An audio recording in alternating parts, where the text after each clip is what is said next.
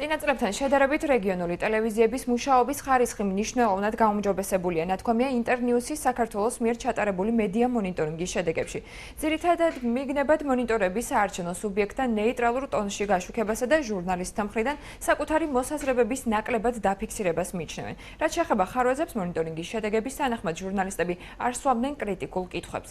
კვლევაში ნათქვამია, რომ ჩვენს არხზე სუბიექტების გაშუქებისას ნეიტრალური ტონის ჭარბობდა, თუმცა სიუჟეტებში ჟურნალისტები განსხვავებული პოზიციების ჩვენებასაც უთმობდნენ დროს და ადგილობრივი თუ ცენტრალური მთავრობის მიმართ კრიტიკული შეკითხვებიც ისმოდა.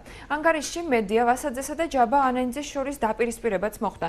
კონკრეტულად კი 13 ივნის ტელეკომპანიის მიერ პროტესტის ნიშნად შეწყვეტილი მაუწყებლობის ფაქტი, როდესაც არხის ხელმძღვანელობასა და ჟურნალისტების განცხადებით ისინი იძულებულნი გახდნენ პროტესტის რადიკალური ზომებისთვის მიემართათ, რადგან მათ მიმართ განხორციელებული ზეწოლისა და შეურაცხყოფის ფაქტებს სათანადო რეაგირება არ მოჰყოლია.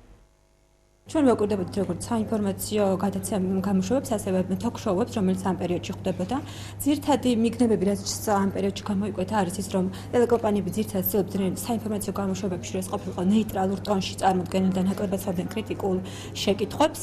ცდილობდნენ ასევე, რომ გააშუქებინათ წინასაარჩევნო კამპანია და წინა წლებთან შედარებით წინასაარჩევნო კამპანია უფრო ხშირად შუქდებოდა. პოზიტიური ტენდენცია არის ის, რომ თოქ-შოუები, მათ მიერ მომზადებული თოქ-შოუები ამომწურავია და იქ მოსახლეობას აქვს შესაძლებლობა, რომ დეტალური ინფორმაცია მიიღოს.